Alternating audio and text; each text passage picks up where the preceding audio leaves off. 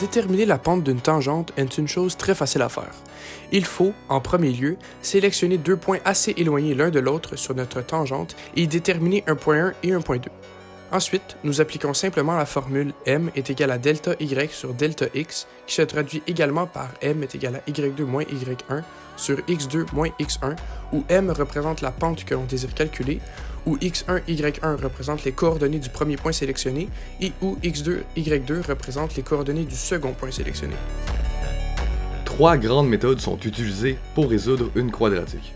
À partir de 3 points, à partir du sommet et d'un point, ou à partir des zéros et d'un point. Si l'on connaît les coordonnées de 3 points distincts sur notre parabole, on peut utiliser la forme générale de l'équation. On remplace alors les coordonnées des points dans l'équation pour obtenir un système de 3 équations à 3 inconnus. Si l'on connaît les coordonnées du sommet, HK, de la parabole, on peut alors utiliser la forme canonique de l'équation. Si l'on connaît les zéros x1 et x2 de la fonction, on peut utiliser la forme factorisée de l'équation. Le tour est joué. Bonjour. Alors ici, nous avons le graphique de la position en fonction du temps. Alors, on a fait notre nuage de points à l'aide du logiciel et en choisissant la meilleure droite, nous avons découvert que c'était une courbe qui traversait le nuage de points, faisant ainsi une fonction polynomiale du second degré. Ce que représente ce graphique-là, c'est la position en fonction du temps de Georges, donc, par exemple, à 1 seconde, on peut voir qu'il est environ à 0,25 mètres de descendu.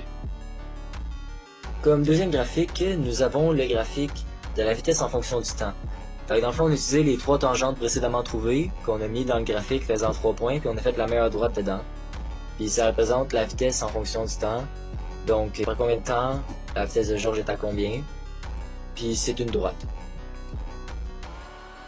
Est-il sécuritaire pour Georges de descendre cette pente dans son hamster ball?